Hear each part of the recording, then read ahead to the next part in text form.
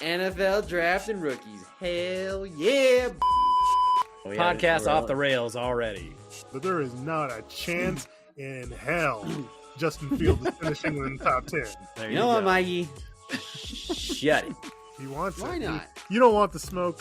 He's Calvin Johnson. He's Calvin Oh, Johnson. good. Oh, God. my Yes, God. yes, and yes. What are we gonna do with you?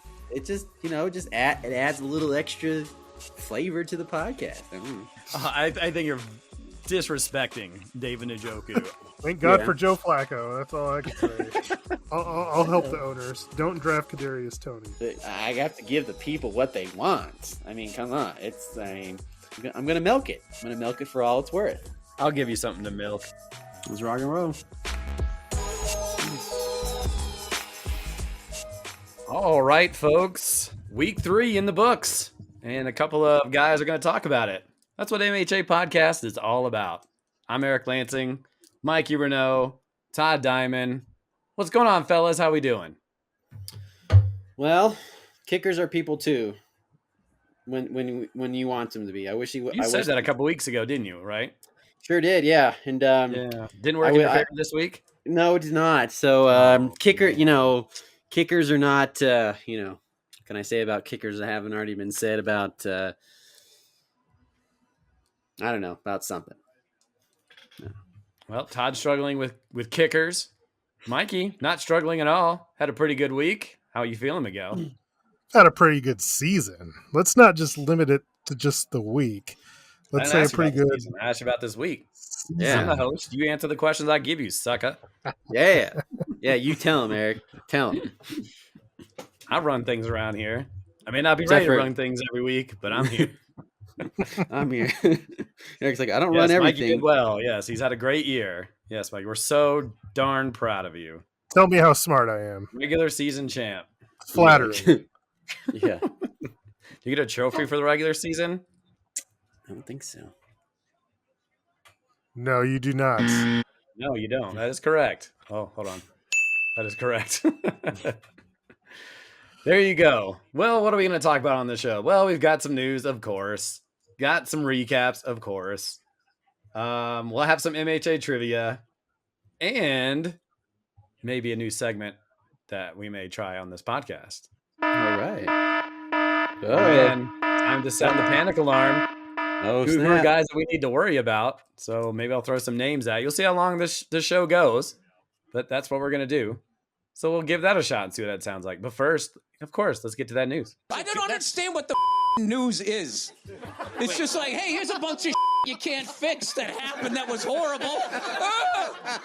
All right, I'm going to go through these pretty quick. If you guys want to chime in, feel free. Najee Harris was dealing with an arm issue. He was seen with a sling on Monday. However, I heard today that he's going to be just fine for this weekend. Sam Laporta, his numbers stank, but apparently he's dealing with an ankle sprain.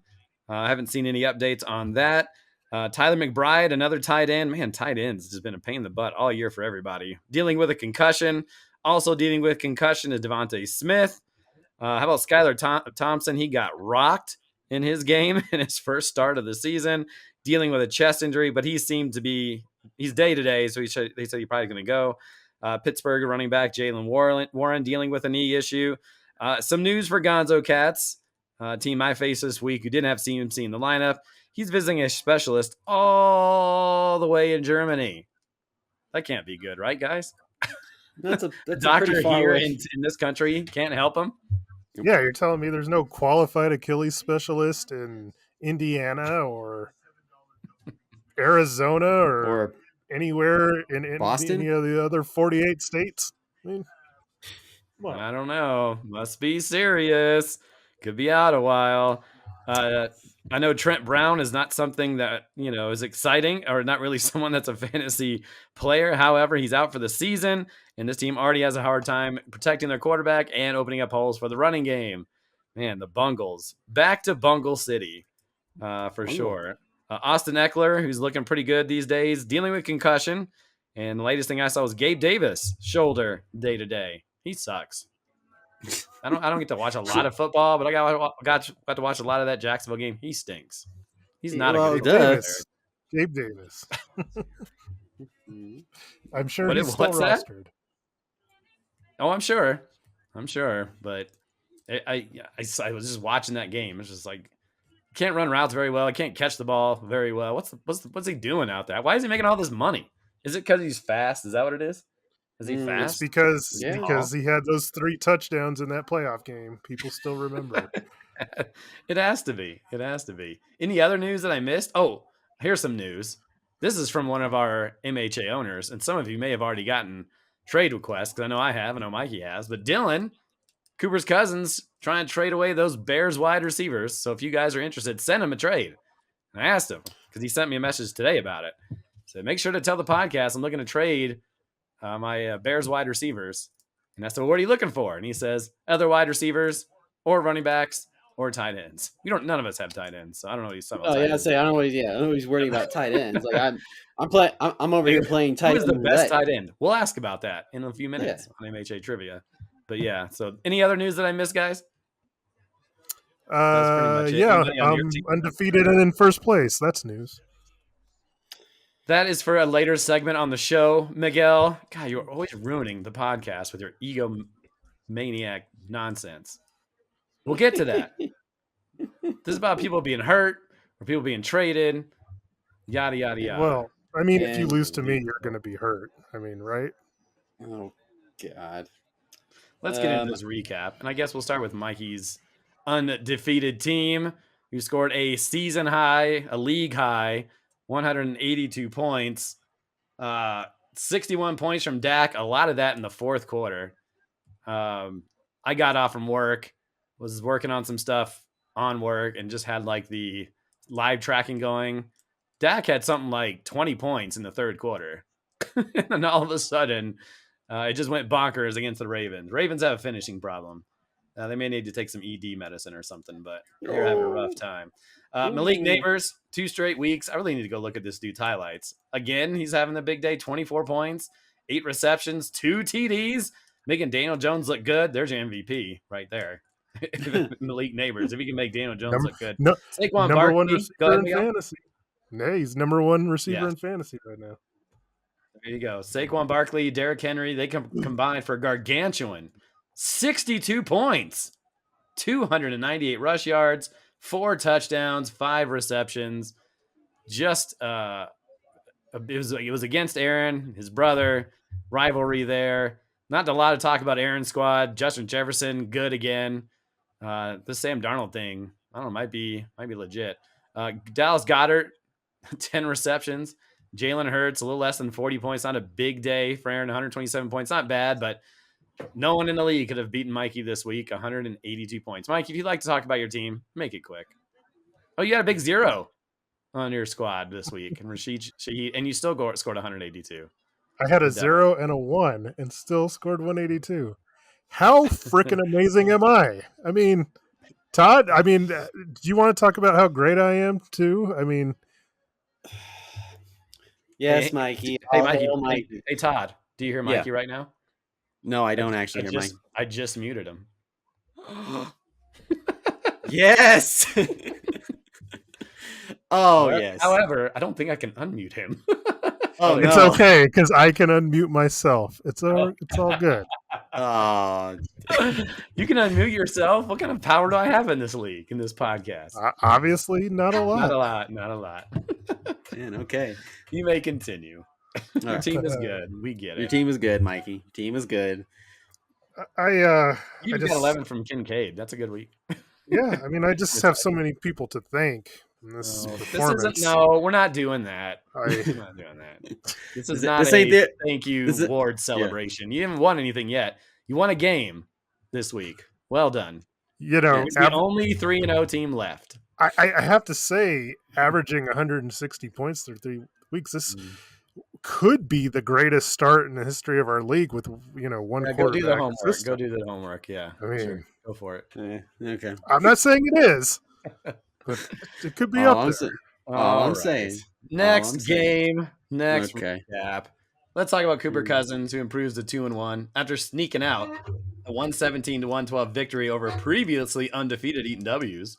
Despite Amari Cooper's biggest day of the year by far, scoring 23 points on 2 receiving touchdowns and 32 combined points from Breece Hall and Devin Singletary. Man, Look at that. Malik Neighbors making Devin Singletary look good, too. They didn't get much from second-round pick Mike Evans. Yeah, second-round pick Kevin, and just 4 points from Justin Tucker, who might be having his worst season as a pro. I was reading something that his technique is off. But Dylan's squad got another good week from highly touted rookie Marvin Harrison Jr. Remember when he had like one catch in that first week? He's been big since there, 14 points. He got double figures from DJ Moore. Cooper's Cousins got a clutch 12 points from first-round pick Bijan Robinson. He used that 12 points to overcome a 7-point deficit in that Sunday night game to come up with the victory. Next recap here, 2-0 versus 0-2. The defending champs versus the belt Sanders. Brock Purdy put up a whopping 53 points, and that was without Deebo Samuel, without Christian McCaffrey, and without George Kittle. Stephon Diggs coming off a bad week to bring in 10 receptions this week for 94 yards and 16 points. Who got all those Purdy touchdowns? Well, that was Juwan Jennings, and he does play for the belt Sanders. Jennings had 11 receptions, 175 yards, and 3 TDs for 37 massive points. Patrick Mahomes had his best day of the season for 46 points.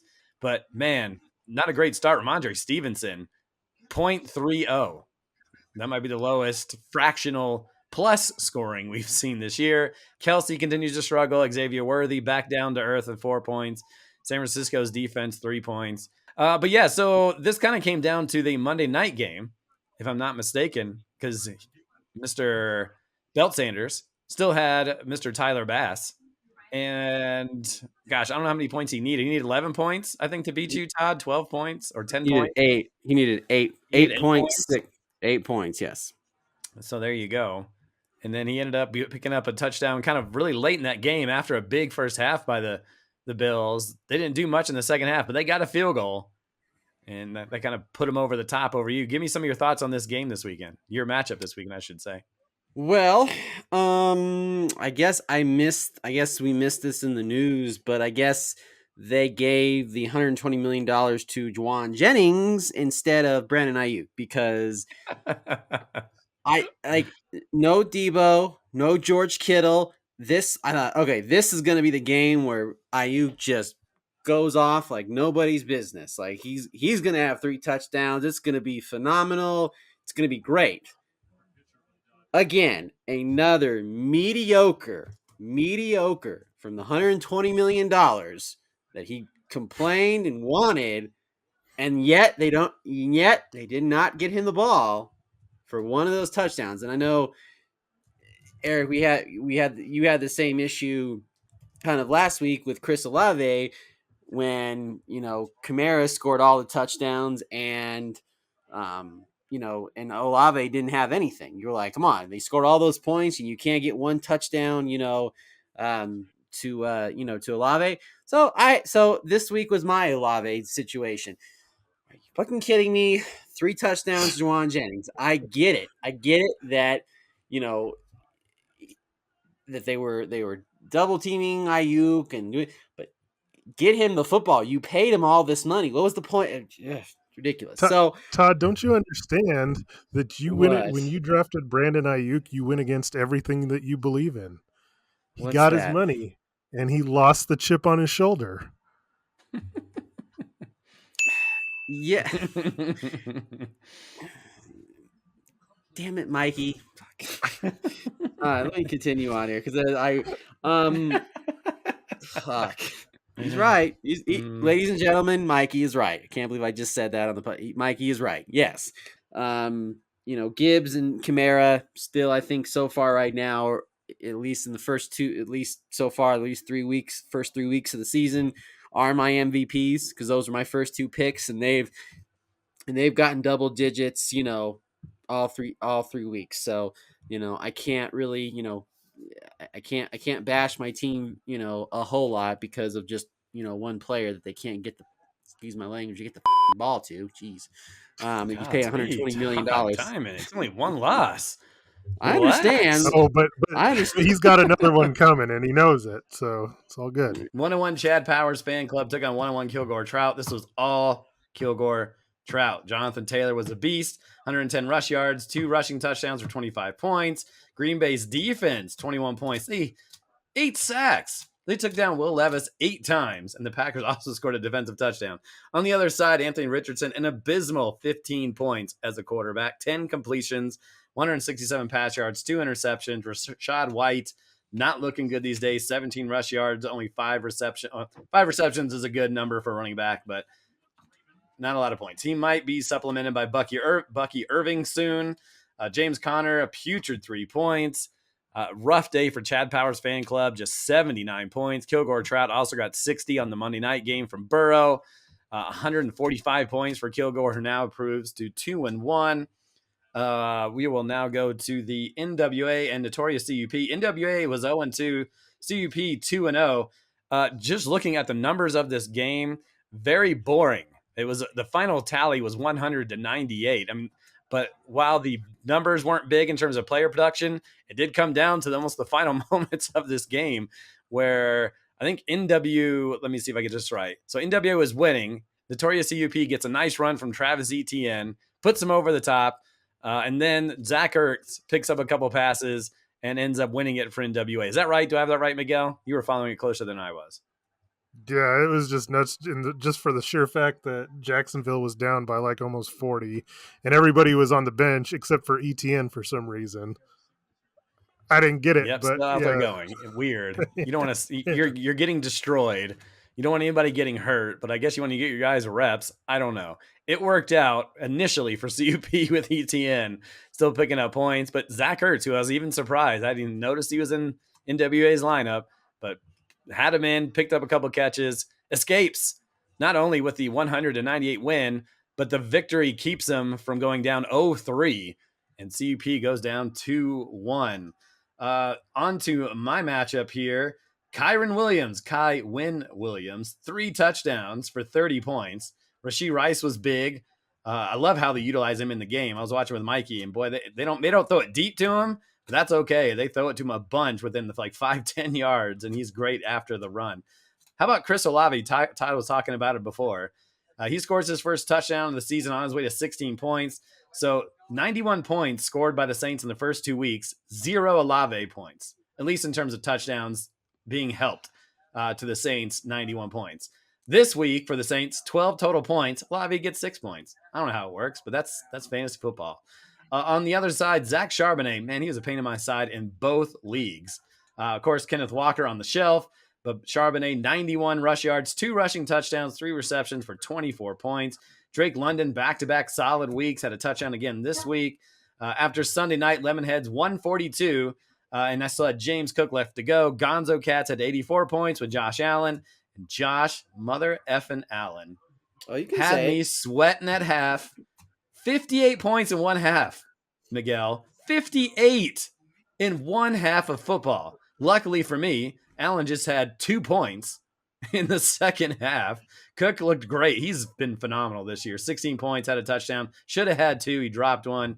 But, man, that Josh Allen first half, it's amazing.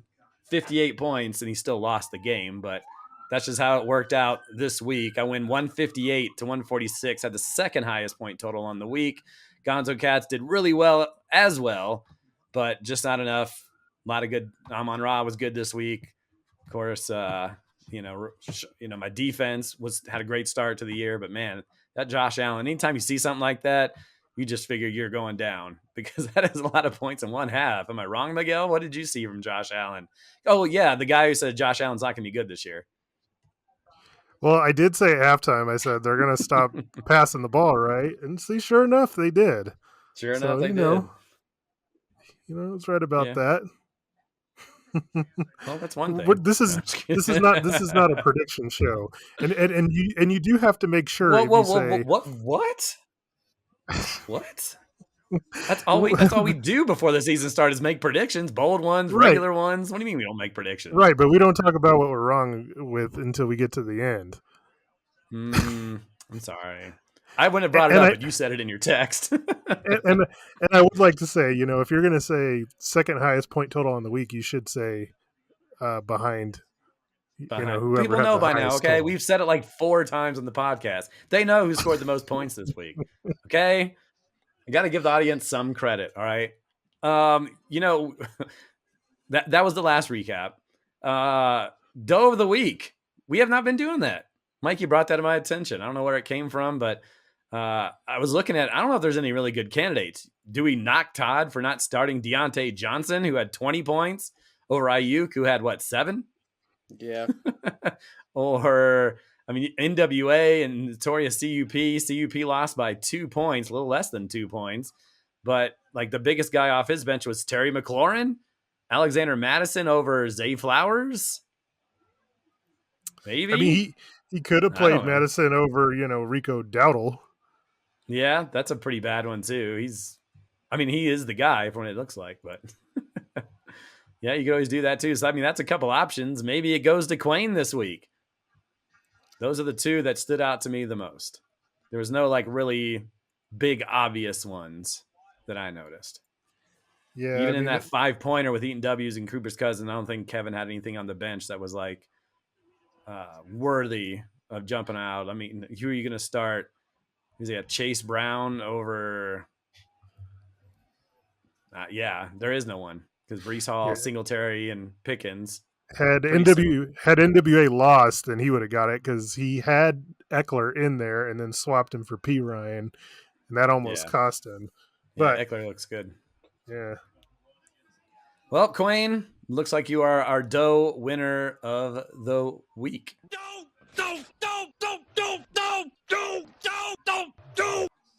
All right, now on to the studs. The cream of the crop. Nobody does it better. We'll start with Todd. Who stood out to you this week? Well, I guess I'm going to go again. Not want to give any more praise to Mikey because I think he's done that himself in the first few minutes of the podcast. I am patting myself on the back right now. I'm going to get. I mean, again, in this one, I want to give credit to because obviously when we do the rookie show, obviously I'm the only one that is high on these rookies, but Malik Neighbors, I mean, first 3 weeks have just been phenomenal, and he's doing it with Daniel Jones throwing him the football. So good on Mikey for taking a chance. Maybe I don't want to say this, but maybe Malik Neighbors is Mikey's version of Julio Rodriguez, where he's like, oh, are you kidding me? Why would you draft, him so high or whatever? Now, granted, you draft Julio in the first round of baseball, but it's, it's kind of that same dynamic and mindset a little bit. So I'll go with Malik Neighbors for Mikey. I mean, right now it's kind of neck and neck between him and Marvin Harrison Jr. So good on you, Mikey, for at least, going with some rookies. Going with some rookies. Malik Neighbors, 54.95 points on the season. Number one, as Mikey mentioned, 23 receptions, 271 yards, and 3 touchdowns. Mikey, give me a stud of the week. Well, I'm going to stick with my team, and I'm going to go with Saquon Barkley. What are you doing, Todd things now? You're picking guys from your own team? You should pick one from my team, too. I have plenty of options. That.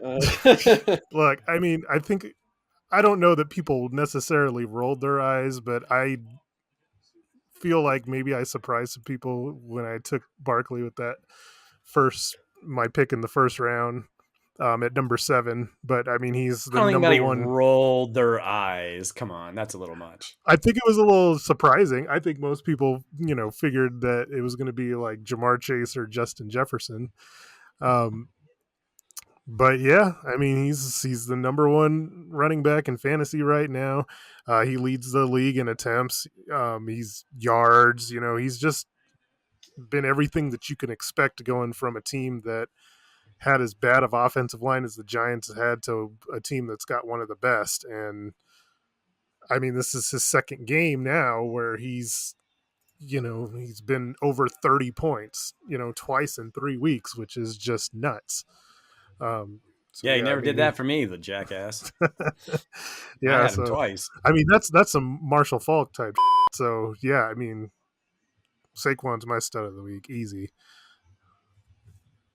Yeah, 81 points. Right behind him, Alvin Kamara, who might be in the dud section. We'll see about that. Well, then, if you're going to pick one of your guys, I'm going to pick one of my guys. I'm going to pick Kyron Williams. I was a little concerned. He's actually third amongst all running backs here this season. if in terms of what that offense was trying to do. And then, of course, the wide receivers and Kupp and Nakua get hurt, and they're going to overload the box. And they weren't able to stop him. And it was San Francisco. Supposed to be one of the best defenses in the league, and he comes up with 89 rush yards, which may not sound a lot, but for San Francisco, that's pretty good. 2 rushing touchdowns, had a receiving touchdown as well. He's been solid, 14 points, 13 points, 30 points, and was through. I mean, I had him last year for his breakout year, and I'm excited to have him this year as well. And, we'll see how he does next week against Chicago. Gives up decent amount of points to the running back position. Todd, give me another stud. I'm going to go with DK Metcalf for the Seahawks. Another good week for him. Obviously following it, 15 points, had a touchdown, 104 yards receiving. Pretty good for him. I mean, obviously, I wasn't a big believer in Geno Smith, but Seahawks keep on trucking. I'm so disappointed right now. Why is that, Miguel? Seriously, Todd, you're going to go with DK Metcalf and not Jawan Jennings? Yes. Jennings on a losing team. No, Jennings was on a winning team. Oh, that's right. Okay, you're right. I forgot. So then I already he snuck out the victory. My mistake. I forgot. I didn't update my notes. You're right. Yeah, there you go, Todd. You should have picked Jawan Jennings. Yeah, so I'll go with Jawan Jennings. I mean, like I give a lot of crap, to Allen sometimes for, taking these 49ers backups. But man, I got to tell you, between Jordan Mason and now Jawan Jennings, there's some real gold, no pun intended, with these 49er backup players just coming up with these virtuoso performances, out of nowhere. I mean, 11 receptions really and almost 200 yards receiving and 3 touchdowns. Like, it's comical. Like, I can't believe that every single one of those touchdowns from Brock Purdy went to Jawan Jennings. It's just unbelievable to me that it worked out that way and Todd lost because of it. It's a weird thing in fantasy, man, but Jawan Jennings, wow, what a performance. But is Jawan Jennings fool's gold? Oh. Well done. That's a real question. Is this something? Is Belk Sanders going to reap the benefits here in the next few weeks or the rest of the season, or is this just a 1 week aberration? He had 8 points in week 1 and 3 points in week 2. Is this one of those things we're never going to hear from Jawan Jennings again, or what are you guys' thought on this? Well, it just depends on when Debo comes back and Kittle comes back. I mean, because when Kittle and Debo and obviously hoping Ayuk, and then you have Jordan Mason. I mean, Jawan Jennings is like the 6th, 5th, 7th option in that rotation. So, yeah, I mean, it's just going to depend on when all those guys come back when it happens. But I mean, if they're all out again next week. Do I dare bench Ayuk? I don't know. That's something I got to sleep on. But I don't know. It's interesting. I mean, Jennings is taking he's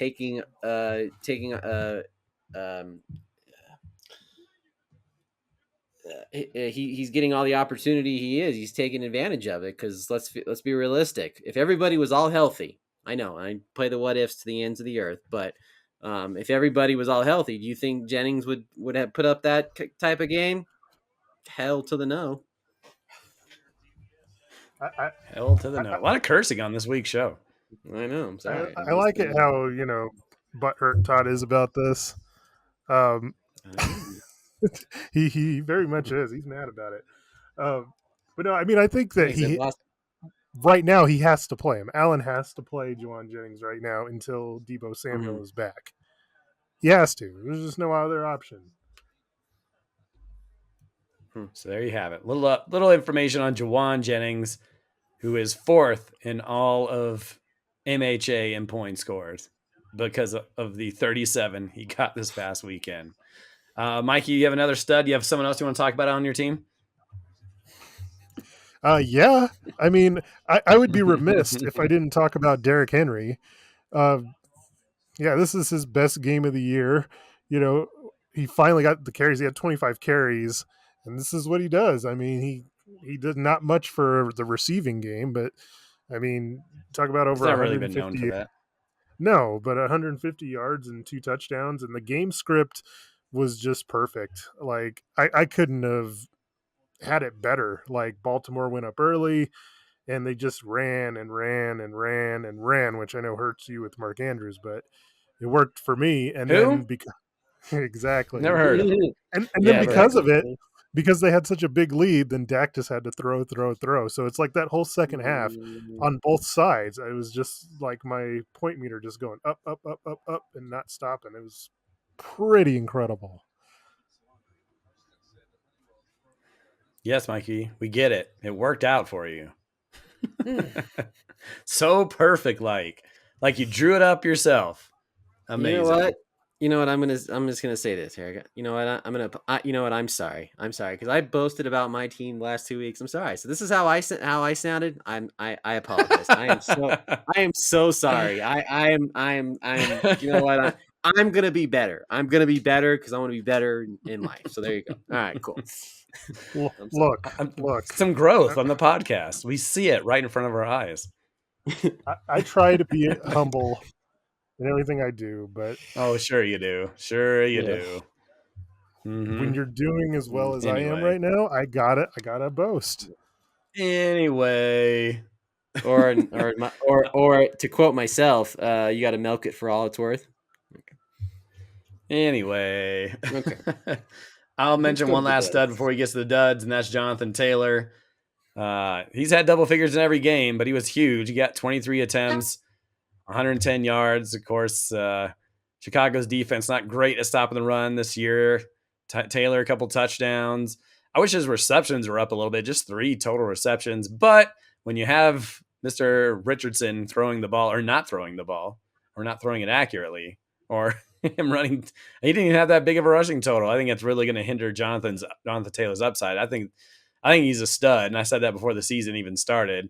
But he actually came through with one this week because I don't know if it was in the game plan to give him the ball more, but man, Anthony Richardson is not looking good, and that might hurt the rest of the team. Obviously, there's certain Michael Pittman. I've heard Kevin complain about him in a different sense, but or a different league, I think. But yeah, everybody's a little frustrated with Michael Pittman because Richardson, he may not be a high completion quarterback. Let's just put it that way. Let's go over to the duds now. This is the worst. You are the worst. I hate looking at your face. I want to smash it. Dud there, Miguel. I don't think I'm sure. I know you had 0 from Rashid Rice, but this is not where we're going with that. Rashid Shaheed. I mean, if Shaheed, you want to thank you. give, Rashid Rice if is you good. want to trade Rashid's, then we can do that. But so I got to give it to CeeDee Lamb. Like, how in the Yeah. world does Dak Prescott have over 60 points, and CeeDee Lamb only has 5 of it? Like, it seems impossible to me, but it happened. Agreed. And there was a fumble lost included in that, and he came out in the media and said, "Yeah, it's all my fault." You're damn right it is, and it cost Queen his first loss of the season. CeeDee Lamb is 24th amongst wide receivers. He's got 30 points total on the season. Now, he's had double figures in the first 2, 10 points, 14 points, but then 5 points against Baltimore. I agreed. I mean, that's exactly what I wrote. Is said, how in a day where Dak Prescott throws the ball 51 times, Lamb only sees 7 targets? That's was it Turpin? Is that his name? Is that a gentleman who got 11 targets or something? Yep. For Dallas, and there was some jaw. I don't know if that was what they were talking about, but CeeDee Lamb's giving it to Dak at some point on the sideline. Not good. CeeDee Lamb drafted obviously incredibly high. Todd, you want to give me a dud? All right, I'm just gonna say it and we'll move on. Ayuk, let's move on. I hate his face. I just don't want to look at it. Let's Let's move smash on. it. I want to smash it. Yeah, Ayuk. It's ridiculous. Like, this was supposed to be his breakout game, right? No Debo, no George Kittle. It's easy peasy, but apparently not. So Well, okay, and I don't know if this makes you feel better. I don't even know if this okay. matters. But isn't he It, still kind of in preseason mode because he didn't really play in the preseason, right? yeah, and I agree with that, but come on. Okay, I'd say the first 2 weeks you should you get a little bit of a pass, but I mean, because to some degree with this game with the game on Sunday where it was almost like they were saying you're gonna like I'm the number one guy. There's no Debo, no Kittle. Let's go, and they all three. But you're right. It's only one loss. My team is still good, so I I didn't gotta say just that. No, I'm okay. just kidding. No, but I just gotta I gotta just chalk it up as a you know as a bad game, and he'll hopefully next week he's got New England, so maybe that matchup might be a little bit better. Minnesota has been playing obviously out of its mind a little bit, so but yeah, so Ayuk is my dud of the week. A dud that I had on my team, I had a couple of them. I'm gonna go with Ramondre Stevenson. Like even Mike, we said in our text thread that Ramondre, we thought was gonna have a good day because the defense that he was playing against stank in terms of trying to stop the run, Mm-hmm. and he had 0.30 points, 23 Mm-hmm. rush yards. He had a fumble in that one. It is the Patriots, but the Patriots have shown some guts, I guess, if you want to call it that. But it was just really surprising, and I'm sure it was for Aaron and the Patriots themselves. And so to have that type of day, I don't know, maybe just the expectations were too high going into that one. But man, Stevenson, not a good week, and he had a pretty good week the first couple of weeks. Yeah, the Jets. That's who they played. I couldn't think of it on the top of my head for a reason. But 6 attempts for 23 yards. Bad day. Todd, or excuse me, Mike, you have another dud out there? Oh yeah. So Oh, I got yeah. I got to go with DeAndre Swift, who has been just putrid all season long. Like, I mean, Yeah, I feel like he's kind of one of my alarm panic alert guys. I don't know if you want to answer or keep going with what you're saying. If you want to talk about it, is this a guy we need to worry about? absolutely. Like, he's just not.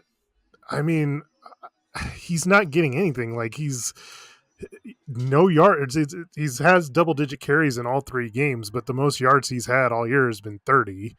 They're not really running him at the goal line. Like, he's involved a little bit in the passing game, but it's just that Bears offensive line's bad. It's after such a great year, and maybe that was an Eagles thing. The Eagles offensive line, as it's proven to be. Yeah, I think it's time to start worrying about DeAndre Swift. DeAndre Swift. Check out this stat, and this might be the panic alarm stat of the day.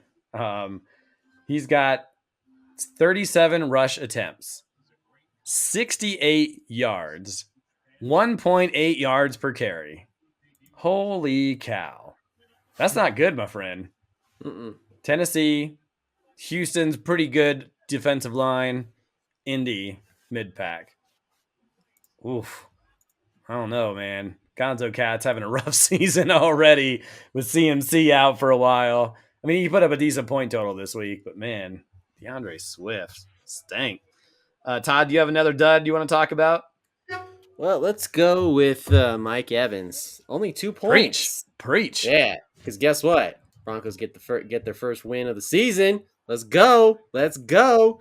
And no, I mean, we knew Sertan was going to probably be shadowing Evans in that game, but no, I mean, let's give credit to the Broncos defense. I mean, they only scored 7 points. Bucks only scored 7 points.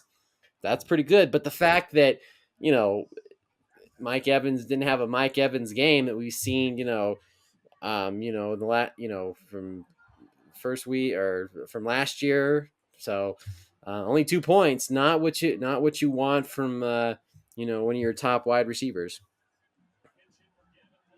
Yeah. Any points that he has, I'm trying to find Mm-hmm. him here. He is, where are we at here? 26, 27, 28, 29, 30, 31, 32, 33, 34th Yeah. amongst wide receivers. He had that big opening weekend against the worst pass defense in the league by far in Washington. 5 receptions, 2 touchdowns. But since then, 5 points, 2 points. So he's come back to earth a little bit along with Baker Mayfield. Just 7 points. I mean, the Broncos, Patrick Surtain, he's a stud. Mikey was telling me that any wide receiver that's started up against him, at least the stud ones, hasn't done much. And Evans was definitely on the wrong end of that for sure. I think that's all I had. I had Rashad White, who had 7 points, 17 rush yards, did have 5 receptions. But that rookie looming on him. He is, I mean, that was the kind of issue for Rashad White going into this season, is that he's a volume play. He's not a good efficient. He's not going to give you good yards per carry. But Bucky Irving, watch out. We'll see if this ends up turning into a split or if he overcomes them altogether. So we were talking about the panic alarm. So I'm going to give you guys a name, and you guys can tell me if there's panic to be had. And I'll start with Mikey, and it could go. I have 2 in 1 here, but it kind of goes in the same realm. Tyreek Hill and Jalen Waddle with we don't know. We have no clue unless you guys heard today. There is no report on when Tua is coming back. So it's going to be Skylar Thompson and was it Huntley that is in the mix for quarterback? Mikey, should so these owners be incredibly worried about the fantasy value of Tyreek Hill and Waddle because they both didn't do well this weekend? Well, and you could see the panic already happening. Like, I mean, Kevin didn't play Jalen Waddle this week. I mean, He did not. He played George Pickens instead, which, turned out to be, I guess, the right move because Pickens had 2 more points. But yeah, I mean, obviously it's time to panic. Like, I think Achan's probably going to be okay. I mean, that game got kind of out of hand and they couldn't really run him the way that they wanted to. But like, I mean, there's going to be instances where Hill makes a play for himself, but without Tua, him living up to being, one of the top 5 picks, man, that's going to be hard. It's going to be really, really hard. Let me ask you, Miguel, and I don't think this may work for your situation, but in overall, would if you are NWA, now let's say you're someone else in the league that's looking for a wide receiver, do you go try to trade for Tyreek Hill at this just absolute worst moment in life, and maybe somehow Tua comes back in week 6, 7, 8 around there, and then you're back to having Tyreek Hill numbers? Do you try to go and trade for him right now? Because you could probably get him super cheap if we're all on this, super panic alarm, right? Is it time to go get him or Waddle? I mean, that's the tricky part, though, in especially in G situation though, and in a lot of team situation is that, I mean, a lot of the receivers are down this year. So like, even if he traded him, there's not like a really great alternative for him. Like if you were to get a running back or whatever. So Would you trade Malik Neighbors for him right now? I couldn't do it, to be honest with you. I just, and that sounds so crazy. It really does. A like little playing bit in my head, like it sounds insane. But like I don't realistically, think it's insane. Go ahead. I just say realistically, like, I mean, there's a chance that Tua may not play the rest of the season. That's my point. That's why I don't think you're crazy. It's on the because if table. he doesn't come back, you're not making that move. Yeah. So it's, I mean, I couldn't do it right now. Todd, your best wide receiver, Stephon Diggs. Would you trade him for Tyreek Hill right now? No. Wow. I definitely would, but I'm not high on Stephon Diggs either. No, with the quarterback situation, again, I know it's the easy answer. If obviously, if new Tua was maybe coming back, and you could maybe would still be interested in trading Tyreek Hill. Okay, I'd think about it, but as long as they're going with Huntley and who was the other quarterback? Skylar, whatever name is. no, I'm not. Stephon Diggs is attached to the better quarterback. I say that all the time. Who is the wide receiver attached to? You can have the outliers like Malik Neighbors, but no, I'm not doing that. I don't think I would do it for Amon-Ra St. Brown, but Mm, maybe I would take a chance with Chris Olave just because I'm uncertain about him. mm. Would you? But I Would wouldn't do it you? from Amon-Ra St. Brown right now. Oh, let me ask you this. This is good. So, would you trade to get Tyreek Hill? Would you trade Olave and maybe one of your backup running backs or somebody on your bench to get Tyreek Hill? Would you do a price 2-for-1? I mean, I don't have Or that is much that on my bench. You're or talking is that about unless okay? he likes Bucky Irving like I do, but Okay, I don't know. I but mean, I don't know if I would need to give him both. I don't know what okay. G's perspective is. I'm Hmm. just saying that you could get Tyreek Hill amazingly cheap. Mm-hmm. Well, maybe not amazingly cheap, but cheaper. Amazingly cheap compared to what Tyreek Hill would normally go for. Okay. And if somehow we find out that Tua's coming back at some point, now as soon as you hear, and this is Mm-hmm. where it's fun, this is what fantasy football is about. As soon as you hear that Tua might be coming back in a month, his value flies through the roof again. Unless, I mean, the only situation if he's what is he 1-2 right now, and so maybe he needs to trade him to get valuable parts now. But even then, it goes up in price. So if there's an opportunity for somebody like, oh, maybe I could trade him to get Tyreek Hill, and if I feel like my team's still going to be in it, and Tua does come back, Mm-hmm. I mean, your team is just so much more of a contender, if that's the right way to put it, with Tyreek Hill, with Tua. So it's just interesting. I was thinking about that today when I was driving home. I was like, oh man, Tua, you could probably get him cheaper. But I mean, obviously, if Tua doesn't come back, he may not be worth whoever you even traded him for. So just something to think about. Let's keep going here, and I'll start with Todd. We could both answer it. Mark Andrews played 20 plays this past weekend, and 6 of those he blocked. So in this first 3 weeks, here is Mark Andrews' stat line. Week 1, 2 targets, 2 receptions, 14 yards, 2 points. Week 2, a little bit of an improvement. 5 targets, 4 receptions, 51 yards, 6 points. 0 points, 1 target. Do I need to be freaking out right now, Todd? You might have to come play tight end roulette with me. I mean, it's not the funnest game in the world, but yeah, it's that's tough. Mark Andrews is I mean, I don't know if he pissed off Lamar Jackson or what they're doing, or they're just phasing out tight ends on that team without telling Mark Andrews that you may want to go try another position, play another position because tight end ain't doing it. So yeah, you might have to come play roulette with me. But yeah, it's fun. It's fun. Sometimes it rolls with a win. Other times you're still banging your head against the wall, going, "What in God's name am I doing?" So there you go. Mikey, we had this conversation. Mike said, "What do you do?" I said, "I'm starting him. What can I do? Do I go out and pick up Mike Gesicki, Chiga Conquo, Brenton Strange? I think there's still ups. I still think. Man, I have to start him, right?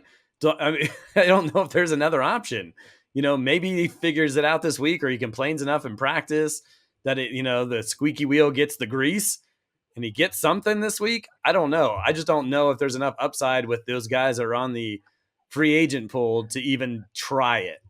To even let me pick up Brenton Strange and with Evan Ingram on the shelf, and maybe he can do something. I don't know if that's even possible. I don't know if I have the balls to do that. Is that stupid, Miguel?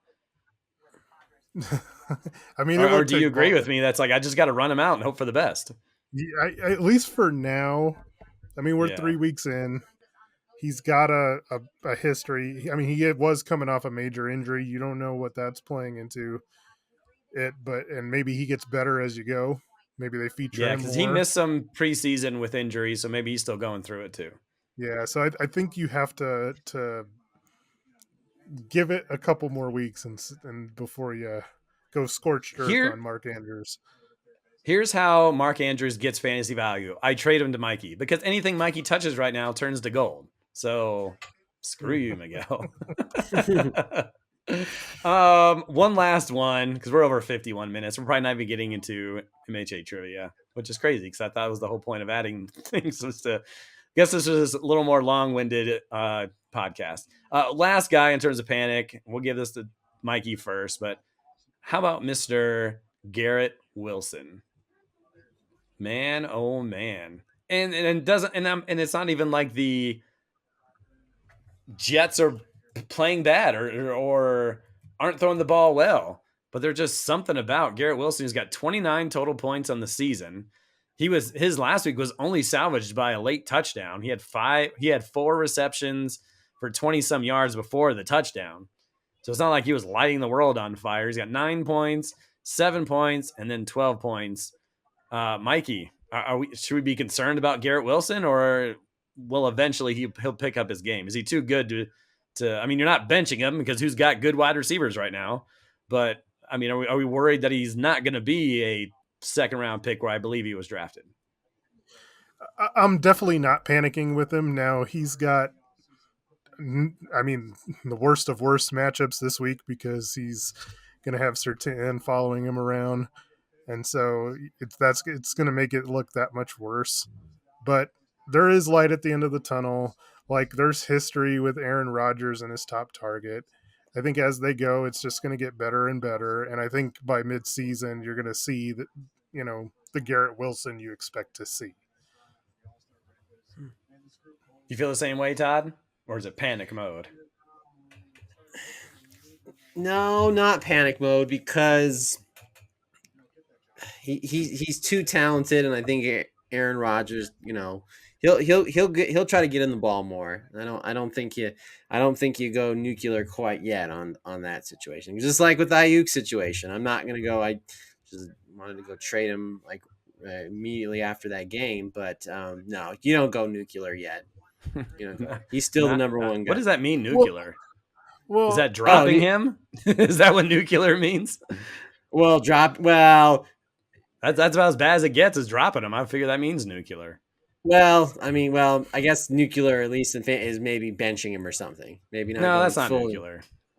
Well, or trying to trade him. I don't know. Mikey, what were you going to say? I was just going to say, I mean, he's still 11th in targets overall, so it's not like they're not trying to feature him or get him the ball. I know Aaron Rodgers was complaining after the last game because he says it seems to be everybody's game plan to double team him all the time. So, I mean, he's getting a lot of attention because, teams don't respect Allen Lazard and whatever other garbage they have at the receiver position. So Lazard has 3 touchdowns.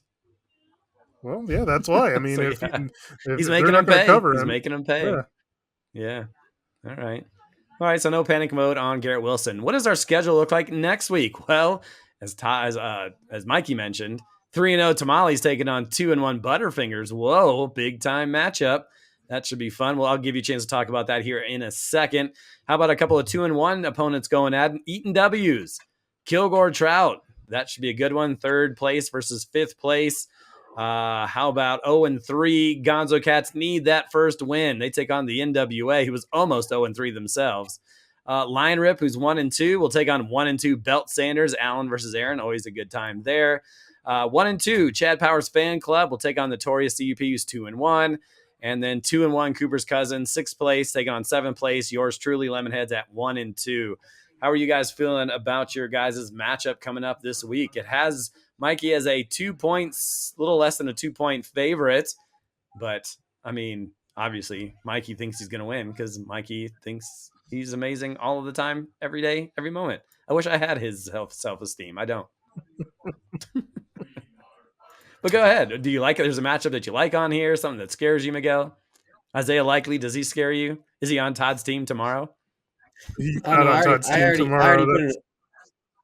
already put a waiver in for another tight end, so don't worry about that. Isaiah Likely will not be starting, trust me. Done with that fool. Yeah, I mean, what I think, if anything, scares me is that Todd has one of his best players, Jahmyr Gibbs, on a Monday night, and I hate having to wait to see what happens. Hopefully, I'm up by enough points where that doesn't even matter, and we'll see. I mean, come on, Eric. I gotta say, like, I've won by like 60, like 50, and like almost 60. Where's that mute button at? I forgot what. Yeah, where's that? Yeah. Yes, Mikey, we get it. You're having a good season. We've mentioned that already. So, is that your prediction? A 60-point win again this week? I mean, I'm like looking like the 49ers of the 80s right now. Interesting reference. Brock Purdy versus the Patriots. Stephon Diggs. I mean, we saw what freaking Josh Allen did against Jacksonville. Man, I told you about Trevor Lawrence, dude. Awful.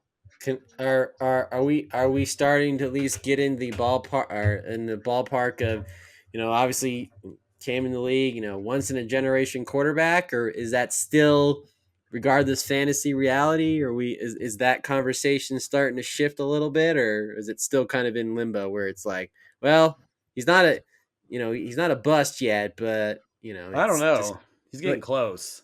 okay. All right. Like, Okay. They've overloaded him with weapons in one respect. I mean, I'm not a big Gabe Davis guy, but they've given him weapons, and he looks lost out there. He's spinning around for no reason back there. I think he's got the yips, if anything, but my goodness. I mean, I understand Buffalo's a decent defense, but if you're an elite, and they just paid him like an elite quarterback, he ain't playing like an elite quarterback.